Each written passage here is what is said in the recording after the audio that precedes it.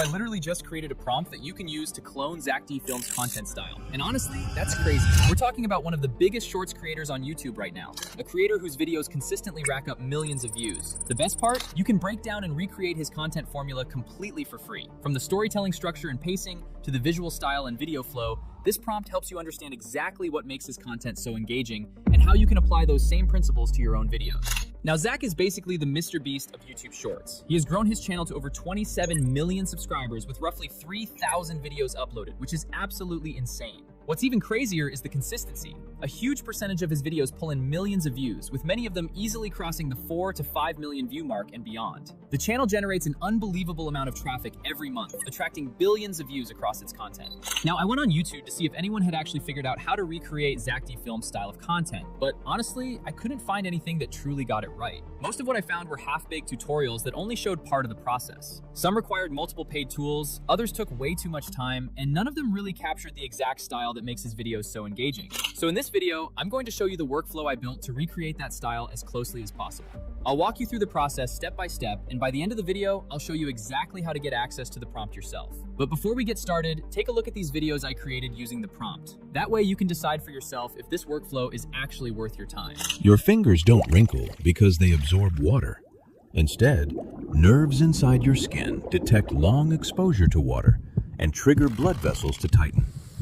This pulls the skin inward, creating wrinkles that may actually help you grip slippery objects better underwater. Now, this is just one of the many videos I've created using this prompt, and honestly, the results have been incredible. But before we jump into the tutorial, take a quick second to like, subscribe, and turn on your notifications so you don't miss any of the future videos I'm going to be posting. Now, with that out of the way, let's get started. Now, for this video, you're going to need a chatbot. You can use whichever one you prefer, ChatGPT, Claude, DeepSeek, or any other capable AI chatbot. For this tutorial, though, I'm going to be using ChatGPT. Once you've got your chatbot ready, head over to the Google document where I've placed the prompt specifically for this workflow. Now, the prompt is quite detailed, so make sure you copy the entire thing carefully. You don't want to miss any part of it because every section plays an important role in getting the best results. After you've copied the prompt, head back to your chatbot and paste it into the chat box. Once you paste it in, you'll notice that it loads and formats itself like a document. When everything is finished loading properly, simply click send and let the chatbot start processing it. Now, once the chatbot finishes processing, it's going to ask you a few questions so it can understand exactly what type of content you want to create. The first question is going to be which niche or content category you want to work in. You'll see options like AI and technology, human body and biology, life hacks and everyday science, history and events, food and chemistry, survival and danger, and several others. All you need to do is choose the category you're interested in. For this tutorial, I'm going with survival and danger, so I'm going to copy that option, paste it into the chat, and hit send. Once you do that, the chatbot will generate 10 different video ideas within that niche. You'll see ideas like, what happens if you get lost in the ocean at night? Here's what happens when you fall into quicksand, and several other high retention concepts. I really like the quicksand idea, so I'm going to select that one. To do that, I'll simply type 2 into the chat because it's idea number 2. Then, in the same message, I'll also specify the length of the video. For this example, I'm creating a 15-second short, so I'll type 2 to 15 seconds and then hit send. After processing your choice, the chatbot will generate everything you need for the video. This includes a complete voiceover script, a scene-by-scene breakdown, image generation prompts, image animation prompts, character and scene directions, enough scenes to match the exact video length you selected. Everything is already organized for you. At this point, all you need to do is copy the first image generation prompt, and we're ready to start creating the visuals. Now, once you've copied the prompt, head over to your image generator. For this tutorial, I'm going to be using Google Flow because it gives us access to Nano Banana Pro and Nano Banana 2, which work really well for this type of content. Once you're inside Google Flow, head over to the Settings tab. Here, I'm going to select Nano Banana 2 as my image model. Next, I'm going to change the aspect ratio to 9:16 since we're creating a YouTube short.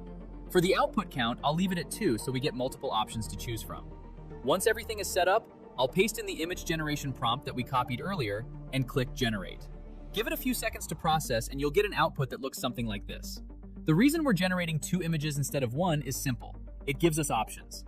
Sometimes one image comes out better than the other, and having multiple variations lets us choose the strongest result.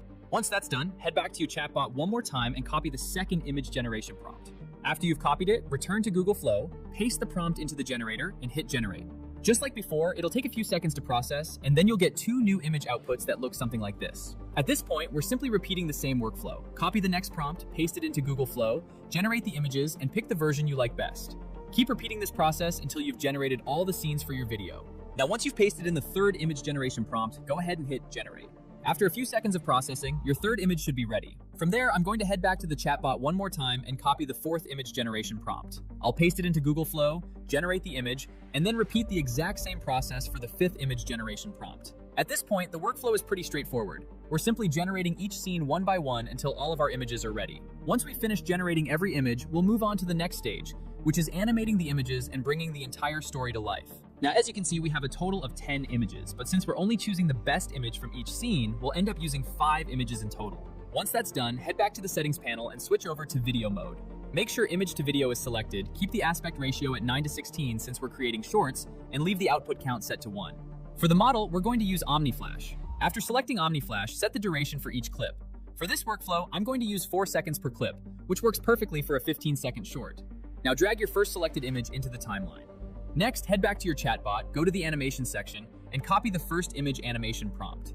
Paste the prompt into Google Flow and click Generate. The process usually takes around 20 seconds or less, and once it's finished, your output should look something like this. You can see how smooth the motion is, how clean the animation looks, and how closely it matches the pacing and movement style used in videos similar to Zack D Films' content. Now we're going to repeat the same process for the next scene. Go back to the chatbot and copy the second image animation prompt. Then drag your second selected image into the timeline, paste in the animation prompt, and hit Generate. Now, once your second animation is finished, take a moment to review the output and make sure everything looks good.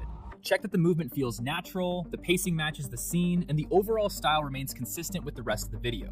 If you're happy with the result, head back to the chatbot and copy the third image animation prompt. Then repeat the exact same workflow. Drag in the corresponding image, paste in the animation prompt, and click Generate. From this point forward, you're simply repeating the same process until all of your images have been fully animated. Once every scene is complete, go ahead and download all the generated videos and save them into a dedicated folder. This makes everything much easier to organize and helps you find your clips quickly when it's time to edit. Now that all of our animations are ready, we're going to move on to the next stage, voiceover generation. Now for this part, all you need to do is head back to your chatbot and navigate to the voiceover section. Once you're there, copy the entire voiceover script that was generated for your video. After that, head over to your preferred voice generator. You can use 11 Labs, Noise.ai, or any text-to-speech platform you're comfortable with. For this tutorial, I'm going to use 11 Labs. Once you're inside, simply paste the voiceover script into the text box and choose a voice that fits your content style. There are plenty of options available, so feel free to test a few until you find one you like. After that, click Generate. Within a few seconds, your voiceover should be ready. Listen through it, make sure everything sounds good, then go ahead and download the audio file. Now that we have our animated clips and our voiceover ready, it's time for the final stage, putting everything together and seeing the finished result. Now for this part, all you need to do is open up your video editor. For this tutorial, I'm going to be using CapCut, but you can use whichever editing software you're comfortable with. Once you're inside, import the folder where you saved all of your animated clips. After importing them, drag each clip into the timeline one by one, making sure everything stays in the correct order. This is important because you don't want your scenes getting mixed up and ruining the flow of the story. Once all of your clips are in the timeline, import the voiceover that we generated earlier and place it underneath the video clips. Now play through the project and make a few adjustments. If a scene feels too fast, slow it down slightly. If it feels too slow, speed it up a little. The goal is to make sure the visuals sync perfectly with the voiceover.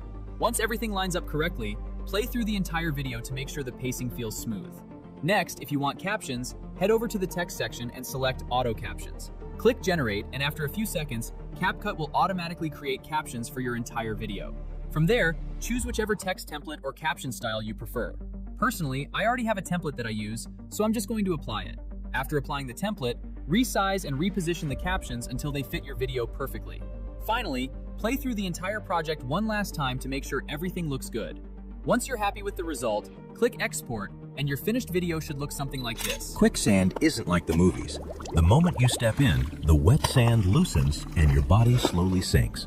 But surprisingly, you won't disappear completely. Your body is less dense than quicksand, so you'll usually float halfway and struggle to escape.